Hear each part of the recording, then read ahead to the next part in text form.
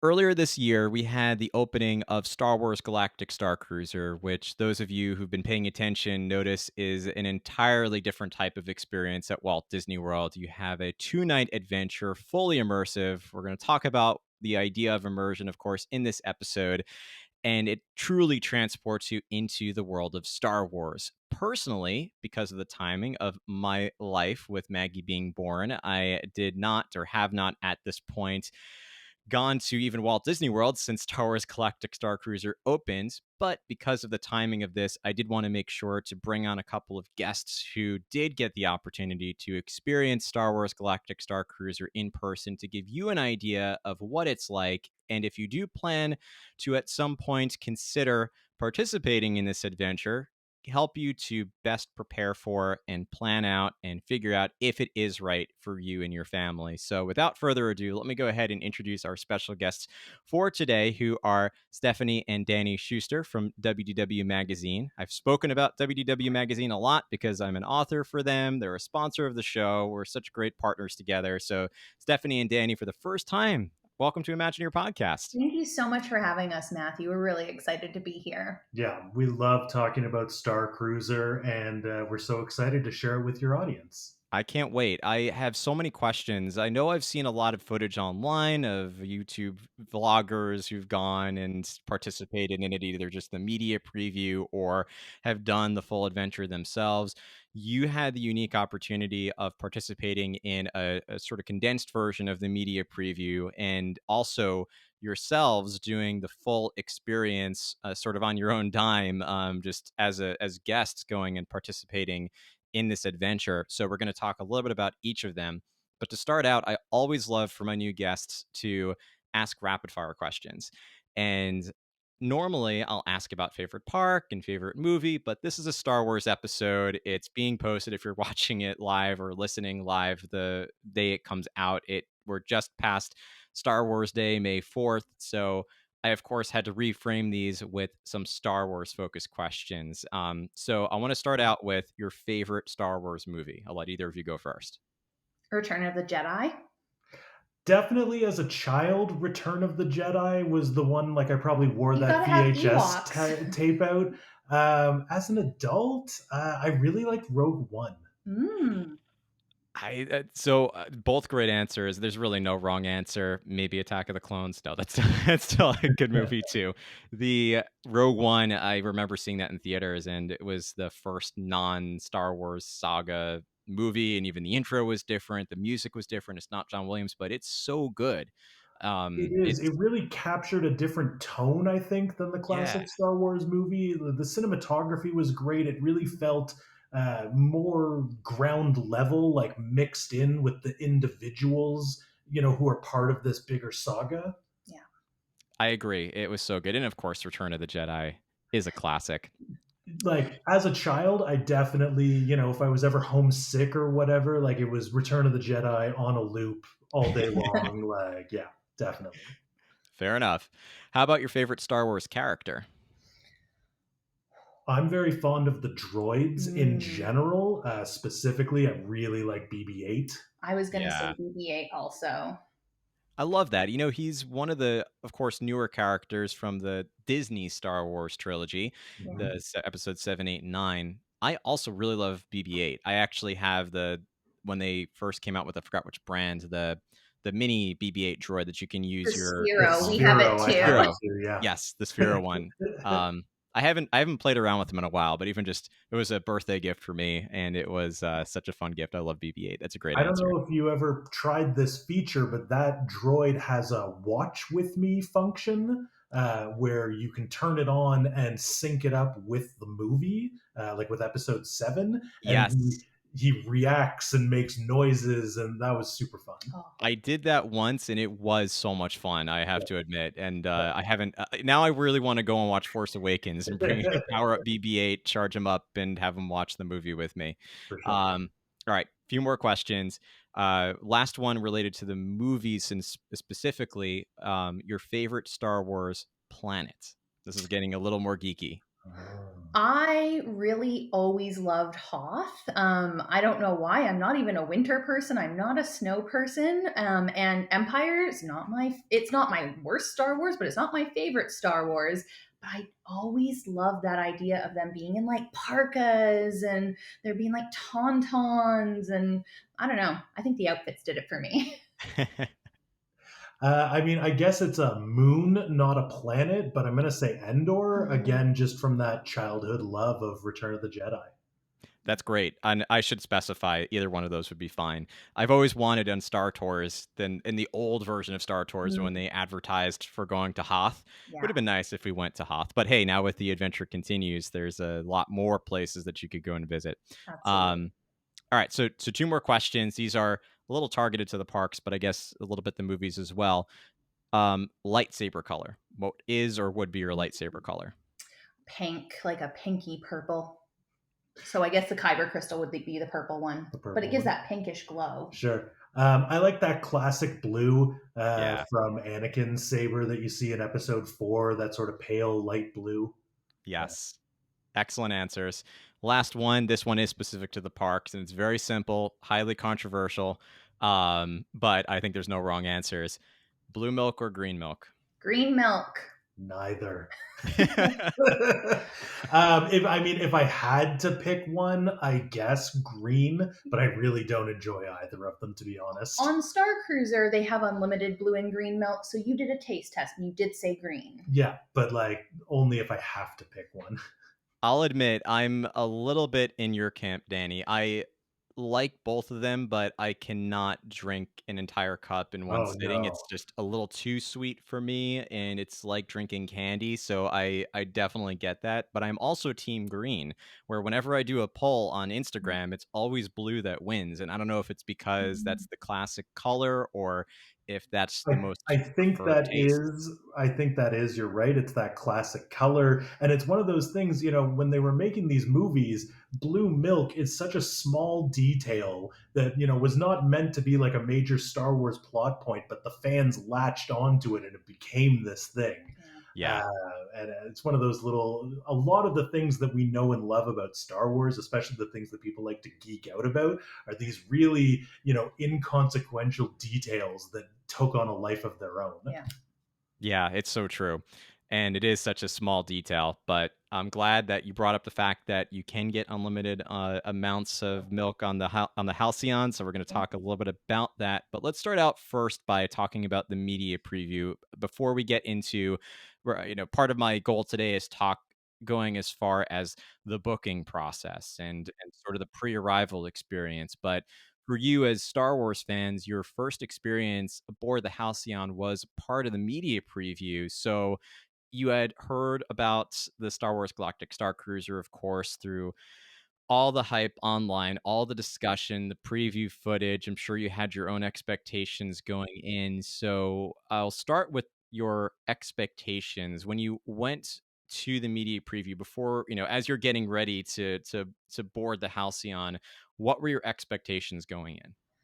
Well, so backing up to when Galaxy's Edge opened at Walt Disney World, I was at a media event for the opening of the land, and Anne Morrow Johnson gave a presentation about Star Wars Galactic Starcruiser. I think that was the first time the name was publicly revealed, and they didn't tell us everything. They didn't explain what it was going to be like. They just said, something's coming. It's going to be a hotel, but it's not going to be a hotel like you're thinking.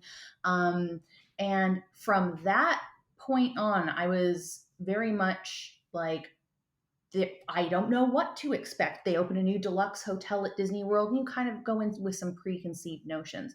For Galactic Starcruiser, I was expecting to walk in and say, wow, I've never seen anything like this in my entire life. And that is, for me, that's what happened. It felt like I was literally walking onto a film set. Yeah, I agree with Steph. My expectations were extremely high. Mm-hmm. As lifelong Star Wars fans, as avid Disney park fans, as people interested in the design and Imagineering of Mm-hmm. these things, like sky high expectations. I the comparison to a movie set is good because it's richly Yeah. detailed and it looks authentic like the films, but movie sets are usually designed to only look good on camera. Yeah. Star Cruiser is designed to look good wherever you go from whatever vantage Yeah. point you wind up having. It's all really Yeah. tactile. It's not like when you go on a film set or a theater set and you're like, oh, this wall is hollow or oh, those books are fake. Everything is so real. You want to touch everything, feel all the textures. The lighting everywhere looks amazing. And they change the lighting in the different rooms in the atrium and the sublight lounge.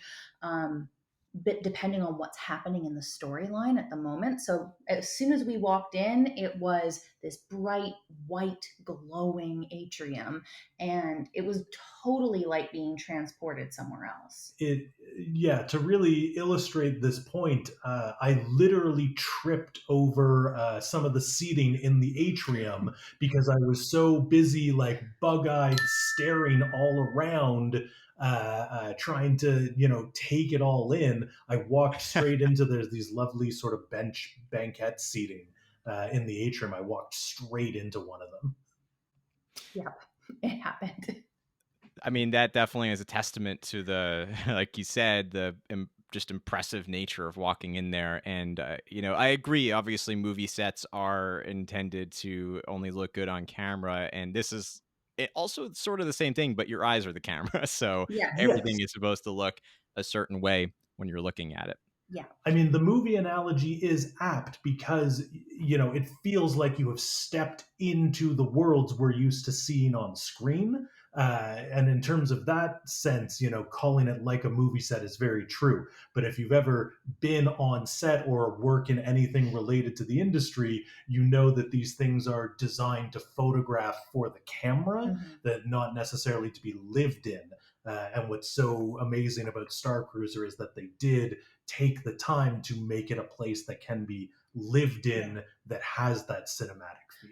Something else is I didn't encounter a single corner on the ship where I was like, oh, they really cheaped out here. They didn't think anyone would look behind this cargo in the cargo bay, and like they didn't Mm-hmm. finish painting the wall. No, there's like stamps on the back of the cargo that you wouldn't see unless you crawled behind it. And like it's just amazing, the attention to detail. That's awesome. I mean, we're going to talk a little bit about each part of this, and I love the fact that the details are there because when we talk about immersion, it's a very almost overused word. Everything is immersive these days in a theme park environment, so at least phrased that way. So when you have a truly immersive environment, it like this one, it shows. So I'm excited to chat a little bit about that before we get to the uh I'm glad to get sort of your first impressions walking in on that media preview. But let's now sort of turn gears to, as a normal guest, anyone who's not a part of a media preview, which is going to be 99.9% of those who do this experience.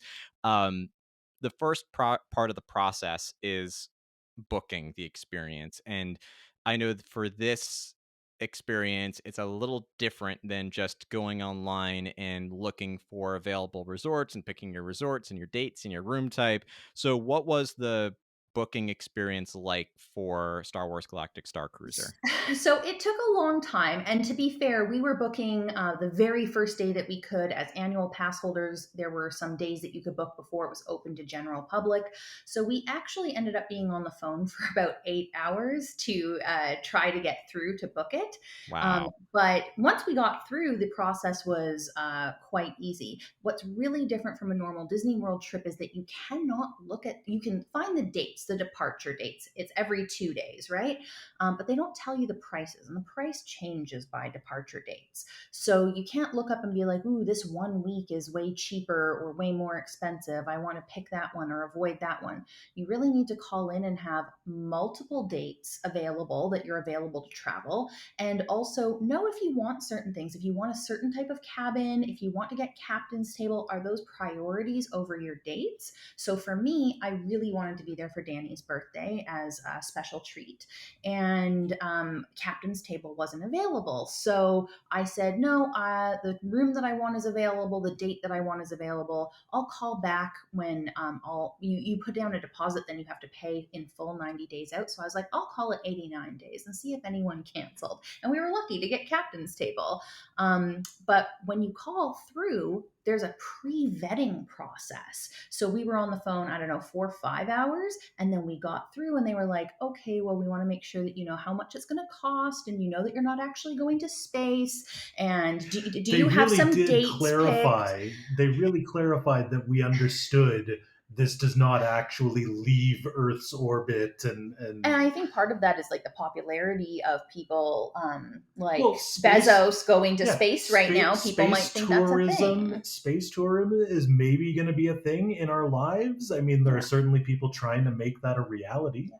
Uh, So they get through all of that. They make sure you understand that it's going to be interactive. It's not just a hotel. And then once you've kind of cleared their process, they're like, oh, you're very well informed. I'll put you through to actually book with an agent. And then we were on the phone for some more hours and talked to a really nice agent who was all in universe, using Star Wars terminology and greeting us with bright suns and all of that kind of stuff. So it was pretty fun. That's exciting.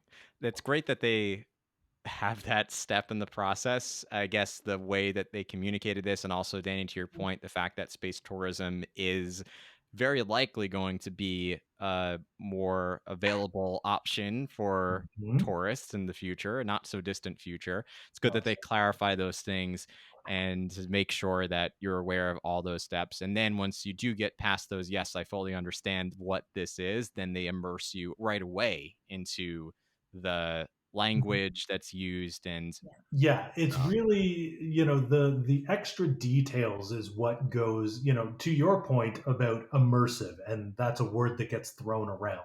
This really does embody it, because even when you're booking, when you're talking to that Disney booking agent, they are in universe. They are using the terminology, they are referring to, they don't refer to your visit to Disney World. They refer to you going to the spaceport to board the Star Cruiser for your journey. Like, And that is true all the way to after you leave the ship when you get your guest folio. It doesn't have the Disney World logo in the top corner, it has the Chandrilla Starline logo in the top corner. that's amazing.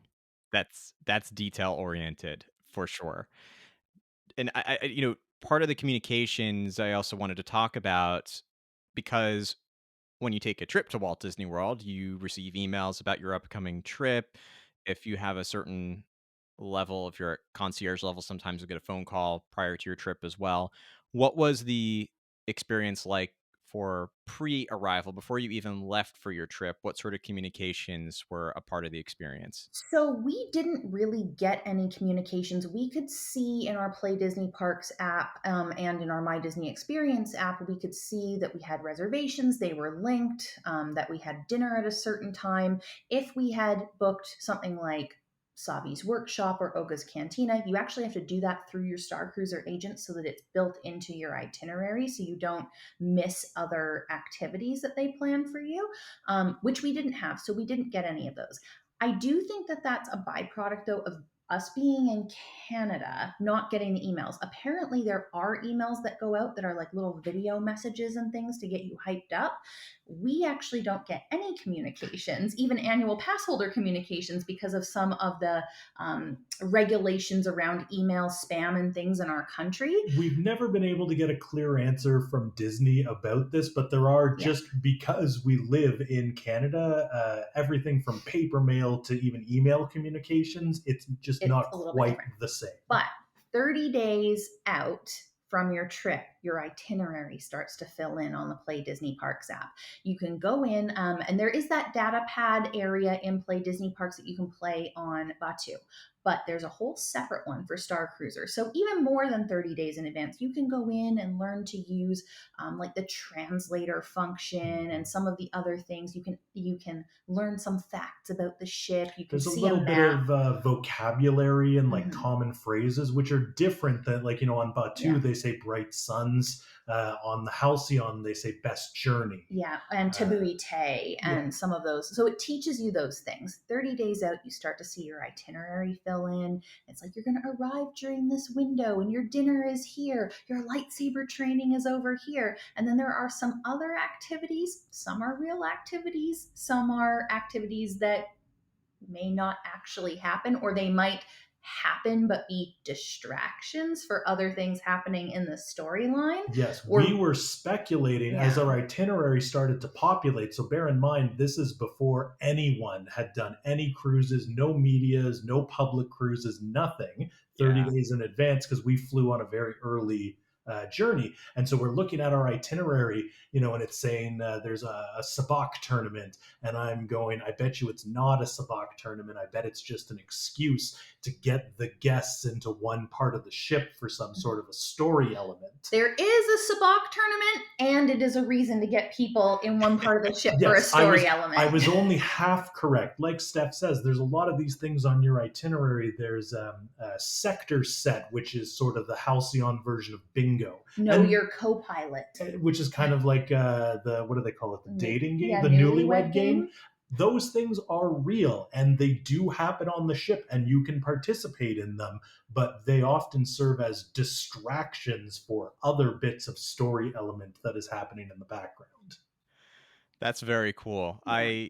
And it's a brilliant way to design the itinerary as well, and making sure people arrive at certain points Mhm. or in Hmm. certain places that story elements can happen.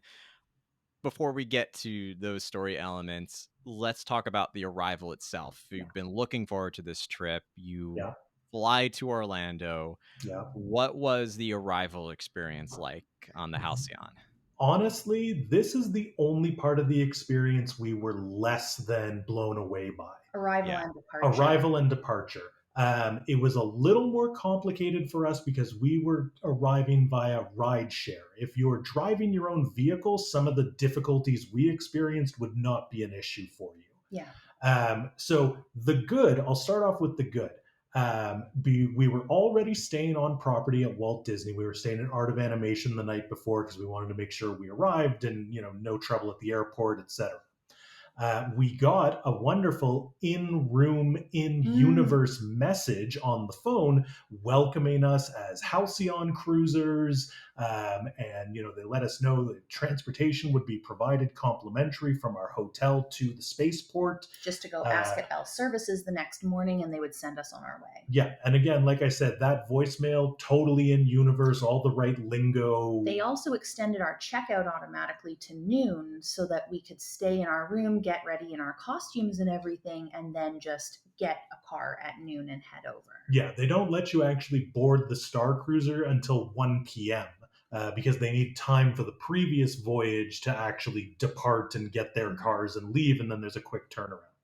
Just a Um, clarifying question. Did you book the Art of Animation, when you also booked the Galactic Starcruiser, or did you No, book we it booked it separately? separately. yeah, Okay. Yeah. So on the back end, this was linked automatically. There was nothing in Yeah. else you had My to Yeah. do. We Disney didn't do Experience anything app. special to make it happen. Yeah. That's amazing. That's Yeah. very smart. Yeah. So then, so they called a taxi for us. The taxi was comped, and we showed up right around 12:30 is when we hit the gates Mm-hmm. for our 1 o'clock entry time. And again, the immersion right from the security checkpoint, and it's like when you go to any Disney resort and they scan your magic band, are you checking in, all of those questions. The security guard, was asking, because there are some special rules, even though it's Star Wars, you can't bring blasters. You can bring lightsabers, but there's some regulations about where and when Mm-hmm. you can have them. And so, the guy is asking us questions. Do you have sharp objects? Anything that might be considered a weapon? Steph had a stuffed porg, and he noticed the porg, and he right in universe. But this is just this is the guy in the Disney security, in the booth at the gate. But he's totally in on it, and he's playing along, and it's wonderful. Yeah. So then then when you get through security, you pull up and there's this very, I will call it retro futuristic port cochere. It looks like something out of the Jetsons, maybe. Yeah. And you've seen it. Your listeners have seen this. All the media took photos in front of this wall that says Star Wars Galactic Starcruiser. I didn't see a single normal guest take a photo there. No, that's true. When we went on media day, everyone was scrambling, forget the purple wall, getting a photo with this Galactic Starcruiser logo, that was the number one thing. On check-in day, a couple of the guests did. Mm-hmm. Most people were just kind of waiting. They do Just got sort in of line. they put you in a queue. right away when you get there because they don't open the doors till 1 p.m. They whisk away your luggage, which was in our cabin by the time we got in our cabin, That complete was a with nice touch. Chandrilla Starline Bell Services tags. Yeah. They give you your magic band, which is a white and gold magic band. You can actually buy a black or gray version also. I don't know if it yeah. You can also buy a black or gray version if that's what you want, but this is the one that all guests get. And they call them M bands on board. They're Um, also not just like they don't just have a bucket of these magic bands. Like this one has my name on it. When we checked in, and told them who we were, they disappeared into the back and brought out yeah. Steph and Danny magic bands, not just like here's a random Halcyon Yeah. band. And then we got in a queue, just like at the theme park. And then a few guests at a time were admitted. You go through another security check. So your bags actually get taken backstage. They get scanned just like they would at the airport, and to make sure that you're not bringing in anything that's contraband. And then you get scanned. Any bags that you have on your person get scanned through metal detectors and everything. Then you go down this long hallway, this long concrete hallway towards a glowing Chandrilla Starline logo. And then a few guests at a time are put into this little vestibule where you watch a safety video, just like it's going to be a ride. Yeah. I will say so there's waiting at every point in this. You wait in a queue outdoors to get your magic band. You then wait in a queue to tap in your magic band. Then, because most people arrive in costumes, and sometimes the costumes are, they have armor and face masks and all kinds of stuff, it's a little bit of a process because you go through like a theme park style, you go through the scanners. But there's a lot more taking off costume elements and opening up pouches, and like it's not very fast. And depending on, they try to do it party by party to not split people up. But if you're behind a party of people in full Mandalorian armor, they're You're going to going to take a wait. while to get through the thing. Then, like Steph says, you go, there's an orientation video. It's very much like the videos you'd watch before Soarin' or Flight of Passage or whatever.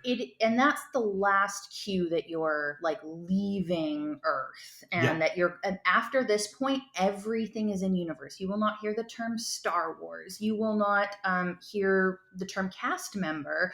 Everything will, it's like going into a play. Yeah. And everyone's playing along. The cast members are playing along. The guests are playing along, and it's so much fun. But I think the safety video is really important because there are dramatic events and events that might feel dangerous on board, but the video explains when you'll know if you're actually in danger or not and what to do if something were to happen. Yeah.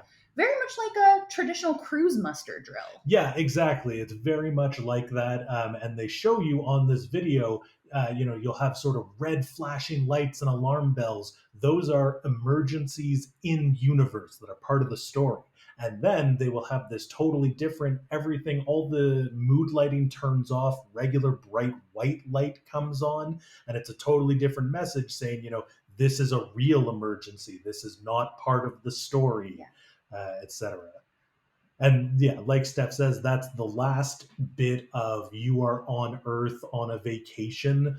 From that point on, you get into the launch pod, and then it's full on.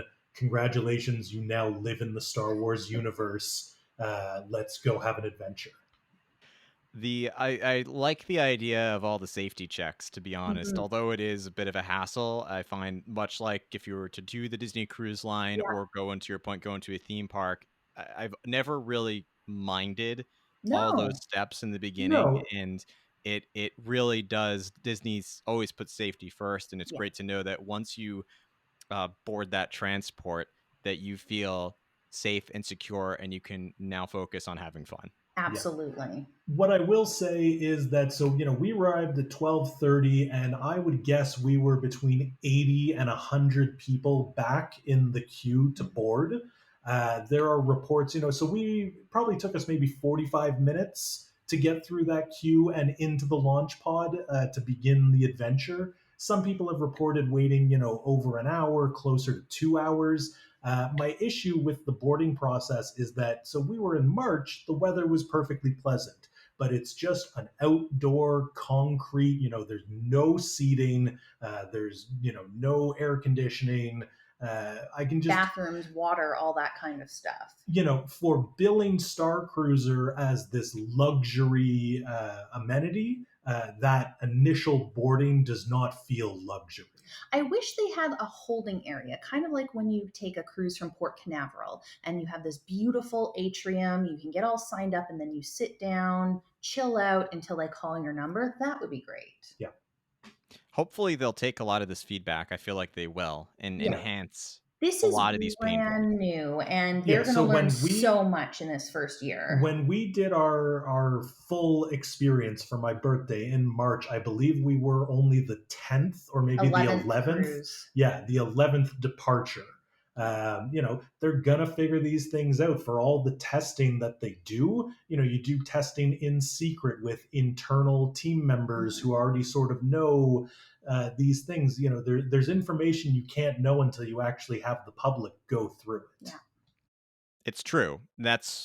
I'm glad you had that early experience, and the more feedback they get, of course, the better they will also make this experience. So overall, it sounds like while there are a couple of points that could be improved with the arrival experience, it's still, once you get through that, which doesn't sound like it takes more than an hour of your time, No. it really is. And it could uh be less depending on when you arrive, depending on all the other travelers on your voyage, if they all arrive at different times later, earlier.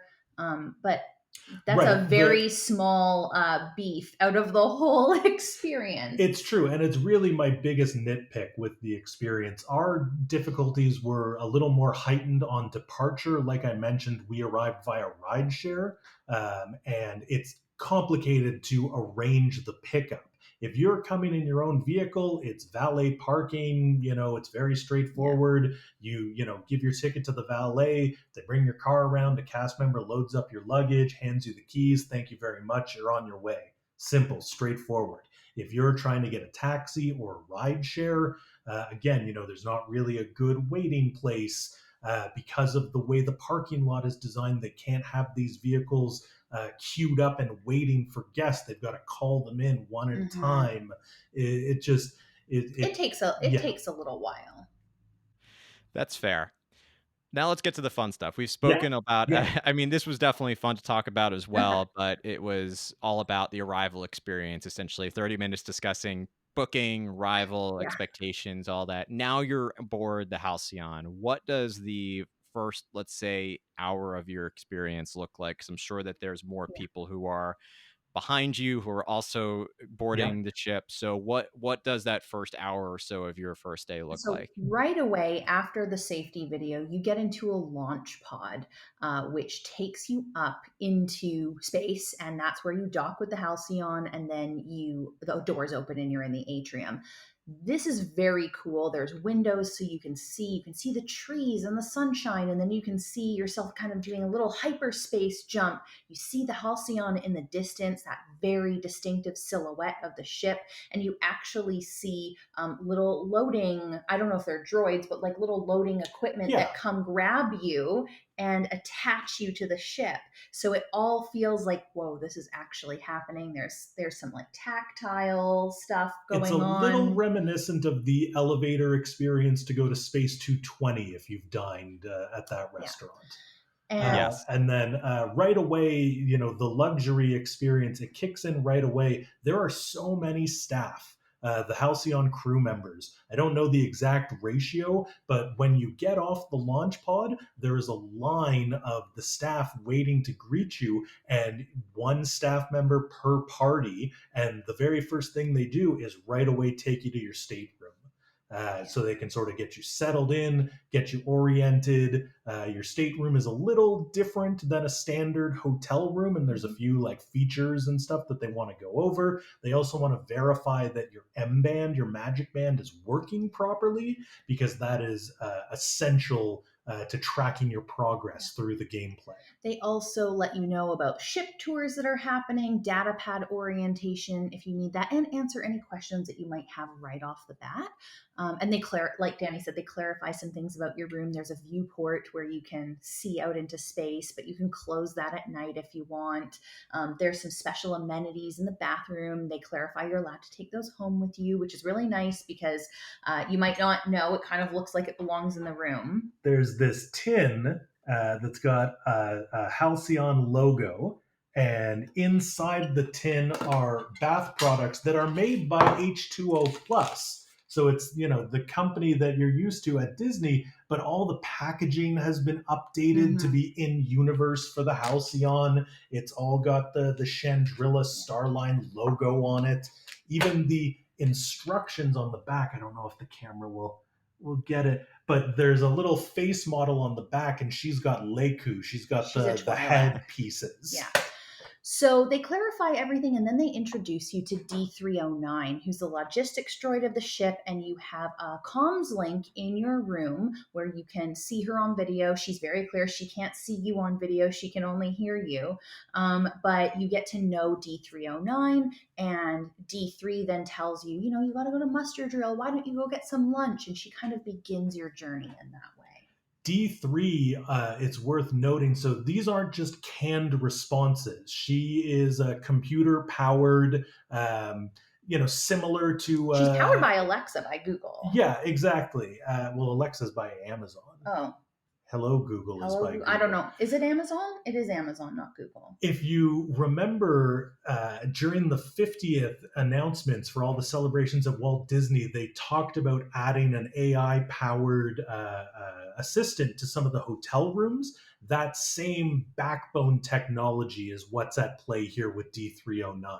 And you can go off script, you can ask questions, you can say whatever, and it's a computer generated response algorithm. There will be times she'll leave a little flashing light to let you know she has a message that she needs to talk to you about, but other times you can just tap your M band and see if she's around, and we did that every chance that we got. We used to go back to our cabin in between activities to see if we could talk to her to further our story, and we got to do some pretty cool interactions. Yeah, she does. She has secrets. She knows things about other passengers on the ship. She knows historical details about the journey or about the planets you're going to, and it's all relevant to how you're playing the game. And she'll do nice things like sing you a lullaby at night. Yes, it's very cute.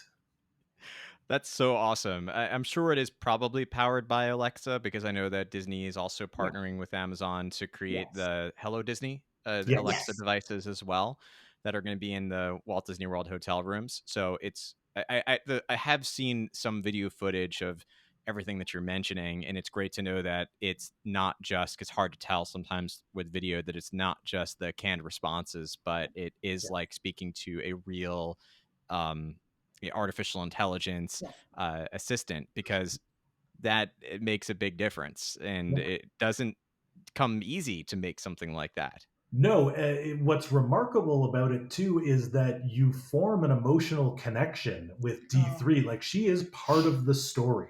And I mean, I guess we didn't really, there's going to be spoilers in this conversation. There's no way to avoid it.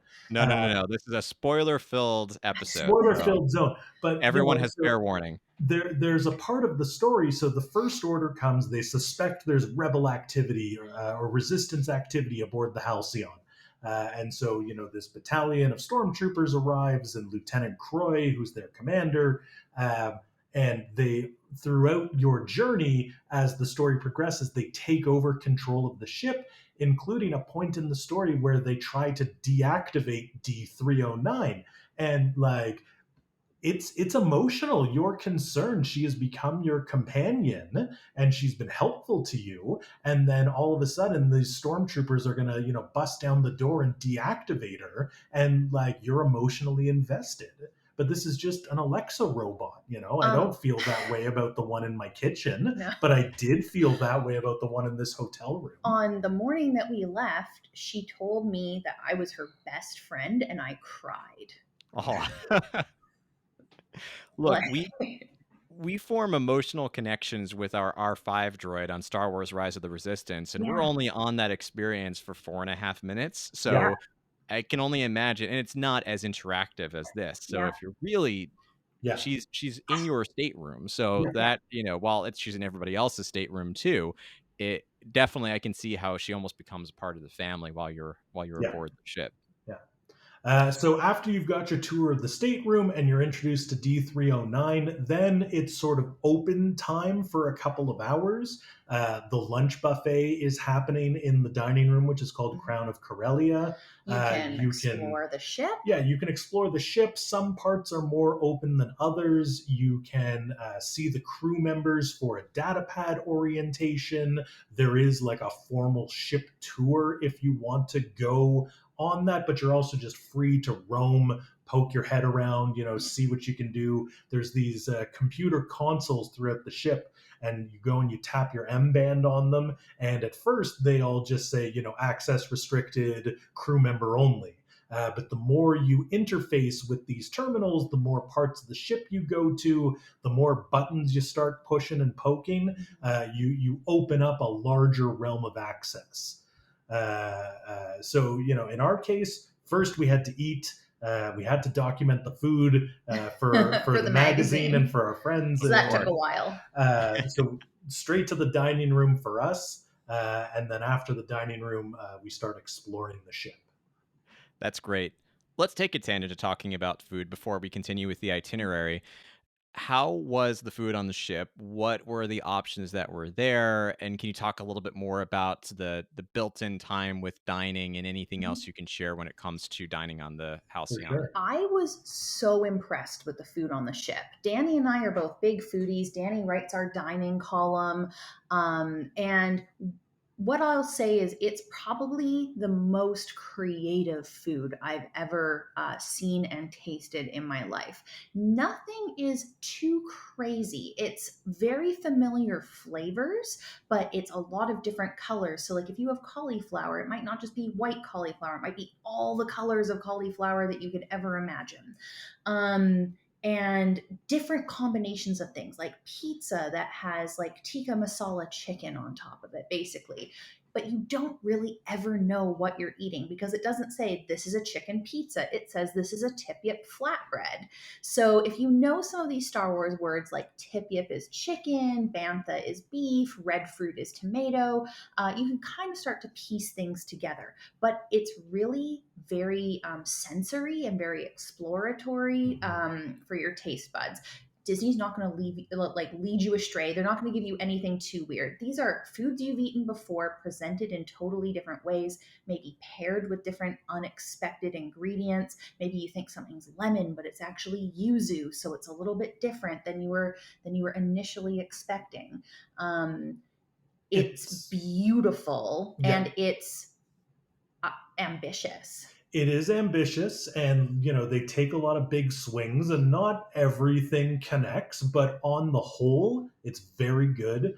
In classic Disney fashion, if you need to be accommodated for allergies or other dietary concerns, they're totally prepared for that. Mhm. Speak to your server, they'll get you in touch with the chef. Or It's in all those fun. during the first 3 hours on the ship, you can go talk to the hostess or the host Yeah. who's at the restaurant. They'll bring a chef out to speak to you directly, and that way everything will be taken care of for your cruise. Yeah. So breakfast and dinner throughout the thing Breakfast are and lunch. breakfast and lunch. Excuse me. Breakfast and lunch are self-serve, and they were described to us. So we had the opportunity during the media event to interview the executive chef.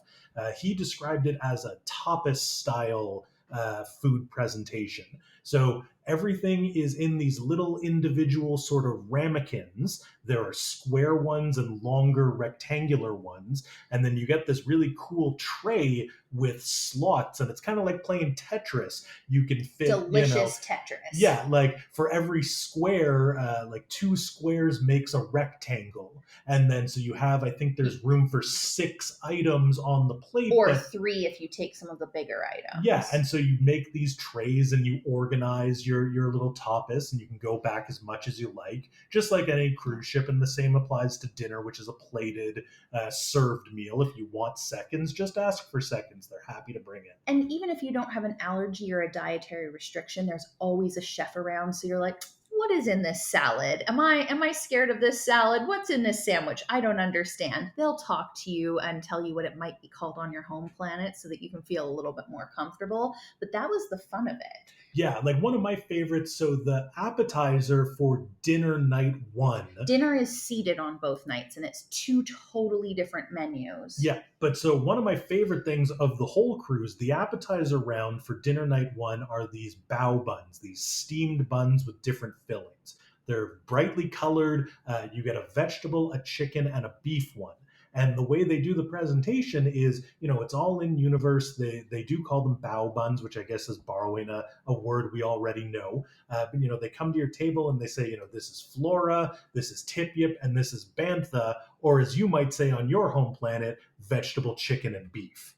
And so, they give you an assist to help understand the menu. But they do, and like if you read the menu descriptions, it's all tip yip this and red fruit that, and even the menus try to be in universe. Yeah. Something that they use a lot is, I'm not sure if it's pronounced yogan fruit or jogan fruit, but almost every dessert has yogan fruit in it. And which I think is like a passion fruit. It's like sweet and tart. I've been researching this quite a bit. It's actually like a blend of berries and tropical flavors. Yeah.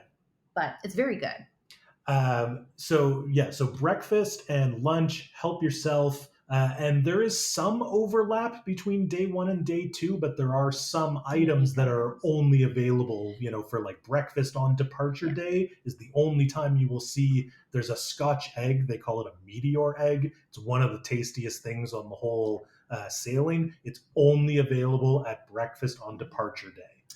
Both of the dinners are multiple courses, so even if you don't love something, something else is coming. And they're really fabulous. They're very adventurous. On the second night, all of the dishes are inspired by different planets, so you get a little bit of a story about the planet that it's coming. Like, this is the Mustafarian bread service, so there's like this black charcoal bread and this like bright, fiery looking like whipped pimento cheese, basically. And the first night, you actually have entertainment by galactic superstar Gaia, who's amazing. And it's not just the food. In both of these cases, there's entertainment elements happening all around, and some are really obvious, like Gaia singing, and some are not, like Wraith Cole, who's Gaia's manager. He's like off in the corner making a deal with someone, or perhaps a Wookiee is being snuck through the dining room while a dance party is happening. We sort of alluded to this before, where there are parts of your itinerary that are part of the story and official activities, but they're cover for story elements. So dinner night one, Gaia is your performer, and she's great. They bring the house down. There's a mix of like power ballads and sort of I wish love we could buy her songs. CD. I'm surprised it's not available. Like, I was looking on Apple Music and stuff to see if it's out there. They're great. Do people still buy CDs? I don't know, maybe. I wish I could download it on iTunes. There you go. go. If they had it in the gift shop, like, I would have brought home a Gaia CD for sure. So one of her songs is this sort of like very dancey, poppy number, and it has a dance move to it. And the crew will teach you the dance move. And there's a point during dinner where they get the whole dining room up to do the dance while she's singing the song. And you're totally invested in it, and it's super fun. If you pay attention around the perimeter of the dining room, you will see that the dance is actually a distraction, because we are smuggling Chewbacca on board the ship, who's key to our resistance plot, and we're all dancing so the stormtroopers don't see Chewbacca crouch down as much as a giant Wookiee can crouch, sneak in through the dining room. To go hide in the kitchen, yeah. And like, you might miss this entirely. You might be so enraptured with the Gaia performance, or with, eating your dinner or whatever, you might not realize. Or if you're, sitting off to the side, they might sort of tell you to come in. We need to make a little human wall so the stormtroopers can't see as we bring Chewie into his hiding spot. Just like a normal cruise, there's so much food that you will never go hungry. But if all of those meals are not enough, there's always these cute little snacks up in the atrium: cookies, Parmesan crisps, popcorn, all sorts of different things. On the last night, there's a sweets and treats buffet. It's not quite at midnight, but it's like a midnight dessert buffet like you might get on a normal cruise. And the Sublight Lounge has food items. You do have to pay for cocktails and mocktails. You don't have to pay for sodas, coffees, that sort of thing. And you don't have to pay for food. And the food is so good at Sublight Lounge. Yeah. Sublight Lounge, honestly, like Sublight Lounge, better than Oga's for sure. No Times a million. contest. Everything from the menu to the theming, the ambiance.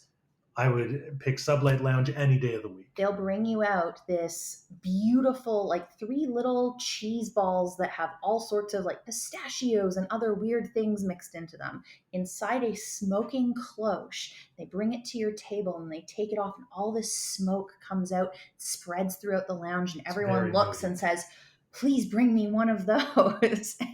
It's so much fun. It's true. The cocktails are great. Unlike Oga's, where the drinks are pre-mixed, they are actually making drinks to order at Sublight Lounge. In general, I found the drinks to be a little more sophisticated. I find some of the drinks at Oga's run a little sweet, at least to my palate. Not the case at Sublight Lounge. The food menu is excellent. You can get, they call them little flatbreads. They're individual pizzas.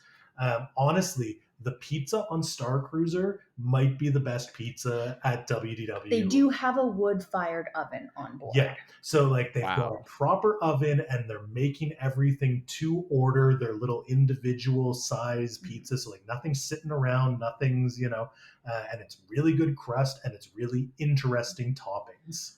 But while the food is very adventurous, these are things that you've had. There's steak, there's chicken, there's pizza, there's mac and cheese, there's chicken nuggets, there's salad. Like, everyone's going to find something that they want. It's true.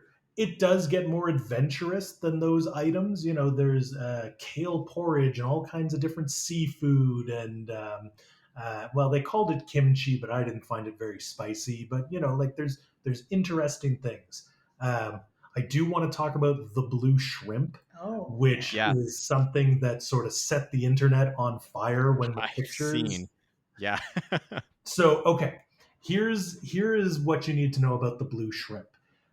They use something called pea flour. Butterfly pea flour. That's what it is. A flour. The flour itself is a butterfly pea. Yes, it's totally natural, and that's what gives it the blue color. It imparts no flavor. It's just this natural flour that is powderized, and the way they cook the shrimp in it is what turns them blue. They look so alien and so wild, and they serve it to you in this vessel that's got like a little bit of dry ice, so it's kind of smoky, and there's a little seaweed salad that's got all these weird like leafy frizzy, like a little bit of cocktail sauce that it's not quite a jello, but it's thicker and more gelatinous than a typical cocktail sauce. But so presentation, like 12 out of 10. It looks so alien, so cool, so crazy. Take a bite, pick it up, dip it in the cocktail sauce. It tastes exactly like a classic shrimp cocktail, which I love. I think that's delicious. But if you don't like shrimp cocktail, maybe not the dish for you. Yes. Yeah. Chef Brian told us it took them 6 months to figure out exactly how they were going to accomplish this shrimp. And he says that there is no dish that they've created for Star Wars Galactic Starcruiser that is more indicative of the home planet that it's supposed to be from. And those special vessels that they serve it on were custom created for the Starcruiser from somewhere in Spain that they had to find to make this very special shrimp cocktail plate. Yeah. Like, it's really great. I know people had a visceral reaction and they were like, I'm not touching that, or I'm not like, it's so like, of all the dishes, I think that one really captures the storytelling and the immersive, the way they can make dining part of the Star Wars experience. And then at the end of the day, it tastes like a shrimp cocktail. So, do you enjoy shrimp cocktail? You'll enjoy it on Starcruiser. Good to know. There's so much to talk about with food, and it sounds like no matter what your palate is, you can find something on the ship, and it's adventurous but familiar at the same time, and all ties back to story. I definitely want to talk about story, sort of pivoting to go back to the storytelling elements. There is, I know, a big overarching story that connects all the events that happen as a part of your adventure, and it involves, like anything else with Star Wars Galaxy's Edge or the Star Wars universe, the conflict between, especially how they place it in the Disney parks, between the First Order and the Resistance. How did you find the story unfolded around you and impacted anything that you did? And did you also find, sort of a part two to that, that any of your personal actions on the ship had an impact in what happened with the story and the conflict between the First Order and the Resistance? So, absolutely, your actions will impact what happens, and it will also impact the things that you get to experience. You cannot possibly experience every subplot, every secret meeting that happens in the course of a cruise. There are three big, let's call them big story moments. These are like full on theatrical show elements, stunt shows, that sort of thing. One happens to kick off the cruise right away, 4 p.m. muster drill. That is where you kind of get to know all of the characters. They set up that you're going to have this wonderful cruise. Then Lieutenant Croy boards and he's like, I'm going to look for resistance scum and ruin everybody's cruise. So then you start to see, oh, who does a captain side with? Who does a cruise director side with? What about the mechanic? And you start to like wonder what's going on and meet people and form allegiances. The first night, everybody will ask you nonstop how you feel about the First Order being on board. And depending on your answers, both on your data pad when you're getting messages from the characters and when you have in-person interactions with them, like depending on what happens, that will set up the course of what happens to you on Batuu the next day. At the end of the night, there's a cruise director's toast, which is just supposed to be a nice little moment, but something dramatic and evil again happens with the First Order, and they actually capture SK-620, who's a very important astromech droid on the ship, and everyone's really upset because he's an R2 style unit, right? Everybody loves R2, so you have your own R2 on the ship basically, and now they're doing horrible things to him, and it really sets up that action again for tomorrow. You don't get another massive story moment like that till the finale on the final night, when all of the things that have been happening in these smaller ways, the resistance is doing things, the First Order is doing things, the smugglers are doing things, but it's all about this light side, dark side, overarching story. Finally, Rey and Kylo both end up on the ship, and there's an epic battle that you get to witness. That turns out how you might expect it to turn out, given that this is between episodes 8 and 9. Yep. Basically at a standstill, and nobody wins. But nobody loses either, which is very important. And so those all play into each other, and you can really see, like the final night, Lieutenant Croy gives a speech and he actually calls out people who helped the First Order, like by name. So they're on our trip, there was a grandmother There who, was this very large family. Like yeah, everybody went on this and trip. he was Mom, like, dad, Nona, cousins. you helped me more than anyone's ever helped me before, and like gave a whole speech about how wonderful she was. So that is super cool to see. Yeah. The character actors, the main players. So I will say, everyone on the ship, all the crew members, your server at dinner, the people in the sublight lounge, the people in the gift shop, everybody has a backstory. Everybody will talk to you in universe, and they're great, and they all build the story. And they But all have their own allegiance. So you need that's to be true. very careful. That is true. Somebody kept saying that we supported the resistance, and we kept being told we should not We be shouldn't say sharing that that so information. loudly. That was from the guy in the gift shop, who was warning me, there's stormtroopers around the corner. Be cool, be cool. But the sort of the featured players, so the captain, the cruise director, Gaia, Wraith, Sammy. they are so remarkable. The way they interact with the passengers, and nobody's perfect. They're not going to remember everyone's name, but they genuinely try. And the number of names that they learn by day two. And then, so when you get to the evening on day two, where we have this big finale, there's an emergency that calls everybody into the atrium. And the characters are talking, and they reference not only the events that you've participated in, but like they'll say, Stephanie, you smuggled in that crate for me and it was such a big help. Mhm. Danny, you were there to distract the stormtroopers so that we could, get access to the cargo hold. Like, Or it's they'll make references to things, like you might in your engineering session or your bridge training session, you might come up with like a code word for something, and they'll throw that in, but it might be different every cruise because they're like, oh no, what if Lieutenant Croy comes in? What should we say we're talking about? And then we're like, appetizers. And so then that becomes like a running joke with the people, the 20 or 30 people you were doing that with. On our first night, the captain. So that's the overarching storyline. But unlike a Star Wars movie where all that focuses on Luke Skywalker or on Rey or on Anakin, the real story here is all the side characters, all the B plots that you're not seeing unfold with those brand name characters, right? So in this case, us helping Lenka or helping Captain Keevan. We were sitting in the bar having a drink, and Captain Keevan comes in. She's like, oh, I hope you have a very lovely cruise. How do you feel about the First Order being here? Oh, well, don't worry about them. We'll still make it nice. And 2 minutes later, she comes back. She sneaks in and snuggles into the bar next to us. it was so smooth. It felt like we were in a movie scene. So like we're in the sublight lounge, we're enjoying our drink, and then all of a sudden she just slides into the booth next to us. Like, come meet me in the And cargo room at 7:45. yes, and this is an event, so like this isn't on the itinerary. This isn't on It any doesn't posted show up on my schedule. data pad. I like put it in my notes on my iPhone so I didn't forget. And then we went down, and there were maybe a dozen or so people who showed up. She recognized us all by, we didn't have to tap in or anything. No, she She recognized our knew who we names and our were. faces. And so the captain is sympathetic to the resistance.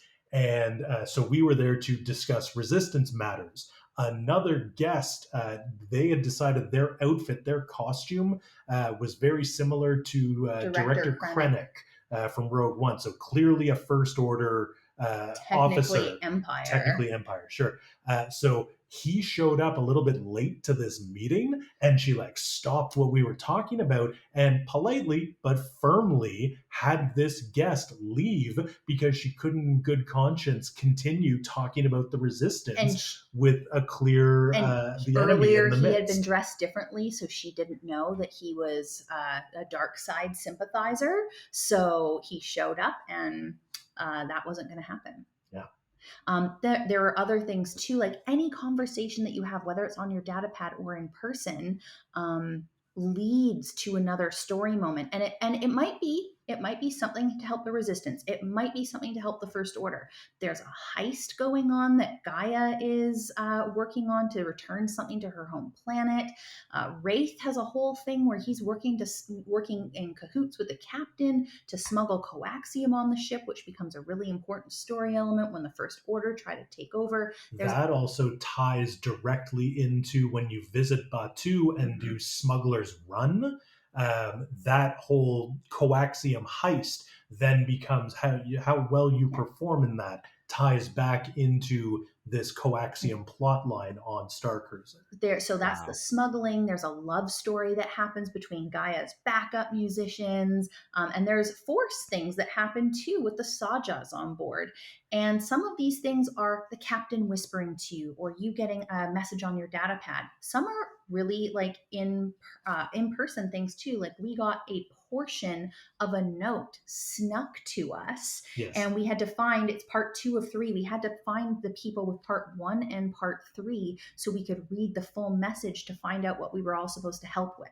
What's so cool about this, so like it's part of a message, it's in English, but the back is so when you go to your stateroom, you'll get letters, telling you about things happening on the ship. There's one apologizing to you for the interruption of the First Order showing up. So we have this note, but on the backside, it's actually the letter from the stateroom, and this note came from the captain. So she, grabbed a scrap of paper, wrote it on the back, ripped Yeah. it up into thirds, and sent them to trusted people on board the ship.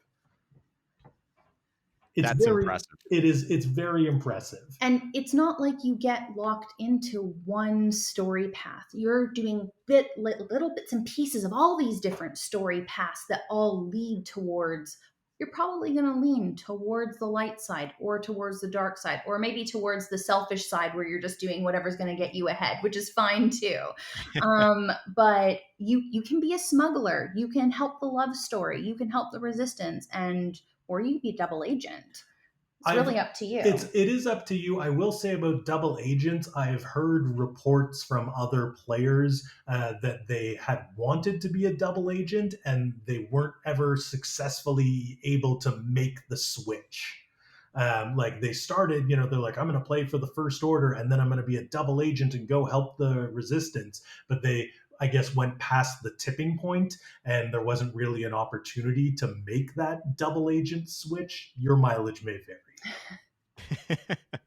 And it makes sense because they have a lot of processes on the back ends that help decide which how to categorize every individual, Yeah. and it involves a lot of, you're right, once you pass a tipping point, it becomes more too challenging Yeah. for Disney to go back and adjust. And capacity too. There are a lot of things where, if everybody is helping the captain, maybe there's not enough there's all of these pre-finale events. When you get back, so first day you set up your story, you make your connections, you start to form alliances with people. That sets up what you're asked to do on Batuu.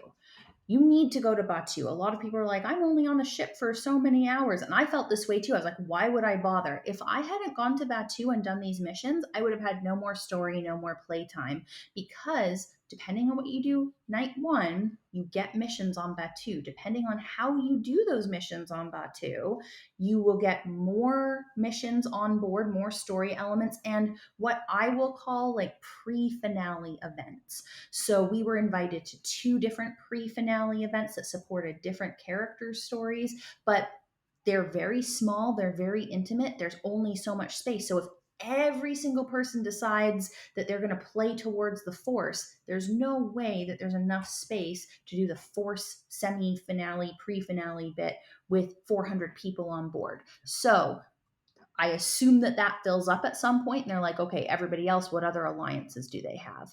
And then you get sectioned off into these other things. There must be some sort of, and Disney's very tight-lipped about how they actually Sure, that's their orchestrate this. IP. No, but like there's some sort of master decision tree, and you get placed at a different point on this chart, and how you play, who you talk to, what your answers are. You start forking down Mhm. different paths. And then, so I'm sure, so maybe you've gone all the way down one particular path, but there's a capacity restriction or some other issue, so they'll maybe go to, what was your next most likely and sort Mhm. of funnel you through the story that way.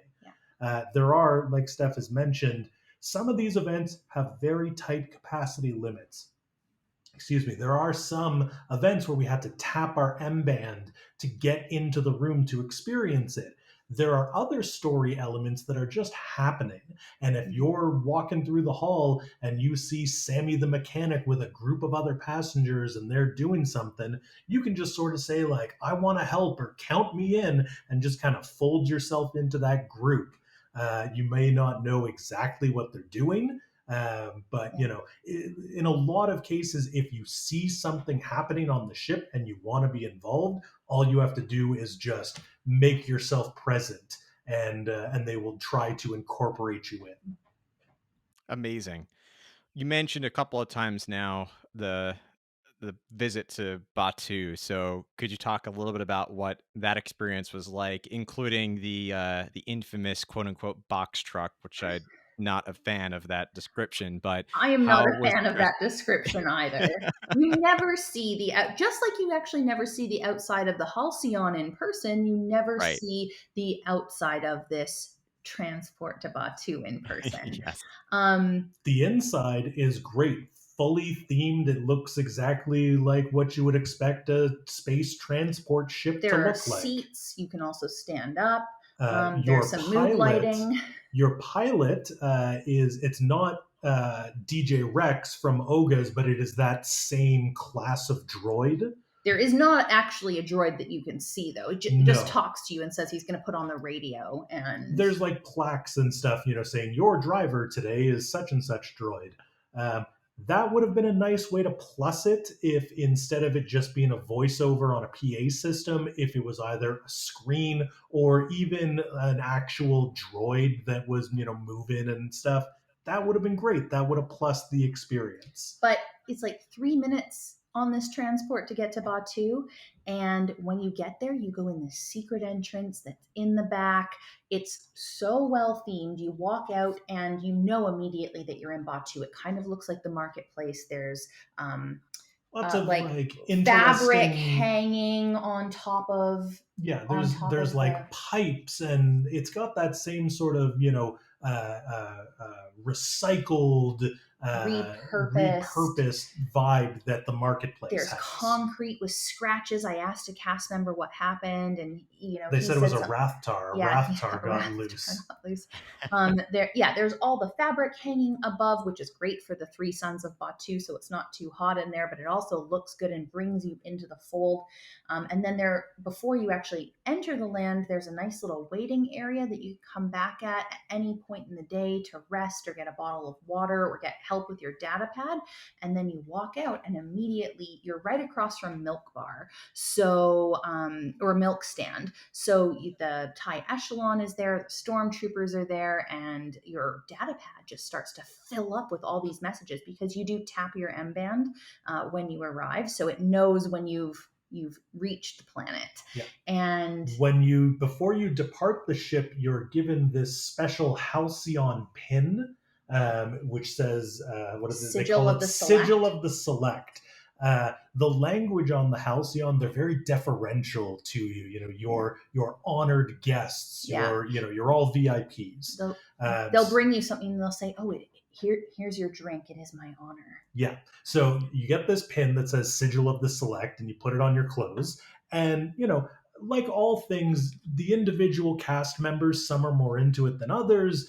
Some cast members noticed our pin and sort of, added to our interactions. Some didn't really, some were more excited than others.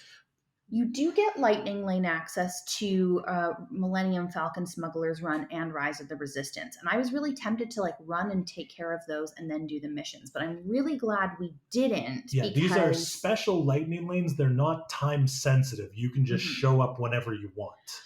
I don't know if it would have impacted our story if we did them first, but we did the missions first. And at certain points in the missions, we were given 5 totally different tasks for different characters to do. I think that everybody's mileage may vary depending on what they did the day before. But at some point in those conversations, they were like, Captain Keevan said, "Okay, now that you've done this, this, and this for me, I need you to transmit that data to General Organa. You need to go find this resistance base." And she shows a little photo of the entrance to Rise of the Resistance, and tap your M band so that we can send it to our satellite configuration. Yeah. And so then you go do that, and it was very cool. I was like, "Ooh, I'm actually doing something right now." Yeah. Some of the activities on your data pad are similar if you've played the data pad just when you're a regular park guest going to Batuu. Scanning crates and that sort of you're thing. translating the language, you're tuning in frequencies. The gameplay is not exactly the same. And for people who are really into the data pad, any items like schematics or relics and stuff that you find, they do stay in your data pad and they're color coded different. So like everything that I acquired during Starcruiser shows up in my data pad with sort of a blue overlay instead of the regular sort of gray look that normal data pad items have. So for each mission, it's not just like one thing, it's a conversation. So it's like, oh, I see you're on the planet. So the first thing I need you to do is go find this droid and scan him. And then you'll go find this droid, you'll scan it, and then it will give you another message. And it will tell, it's kind of like a little scavenger hunt. It'll tell you to go do something else, like tune a satellite or go over here.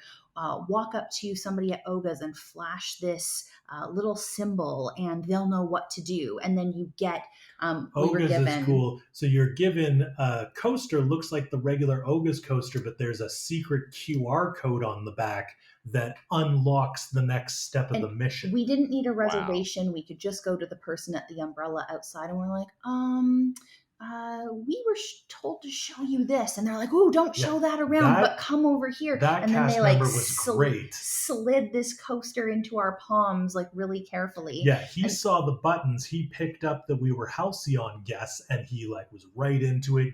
We like went around the corner to a place out of the way. He snuck the coaster to me, very hush hush. yeah, It was awesome.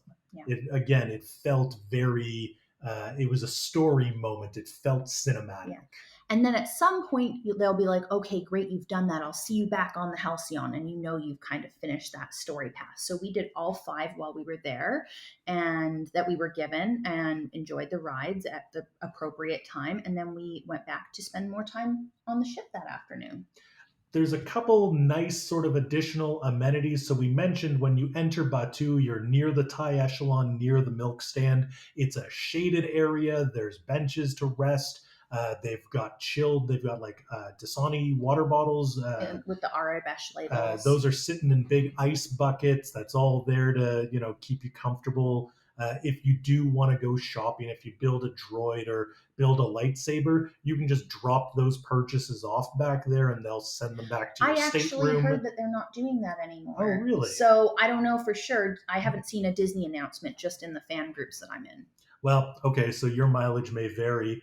They offered that service to us when we did it, and it's even more than it's in universe because they're like, we have an agreement with Onaka Transport Solutions. Anything you purchase on Batuu, they've waived their delivery charges, and we'll have it back to your stateroom for you. That kind of in universe language.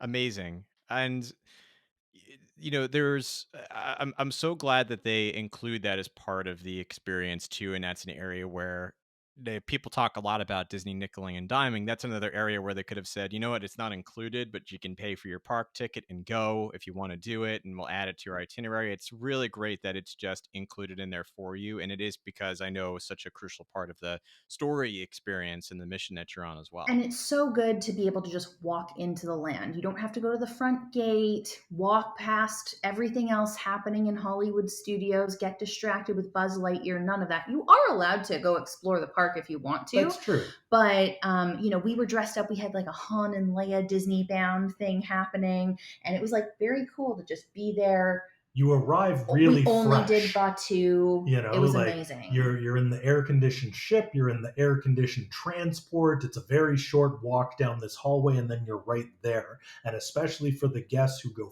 full on with the costumes, and people really do like screen accurate, full body paint and the headpieces and armor and the whole bit.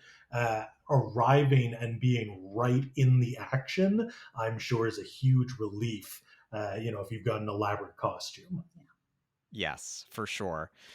Let's talk a little bit about a few other areas. The first thing I wanted to discuss is merchandise, because I Mm-hmm. know that you mentioned there's a shop on board the ship, Oh, and I believe there is some exclusive merchandise that you can only Yeah. purchase as a member of this adventure. So, what was the merchandise like aboard the Halcyon?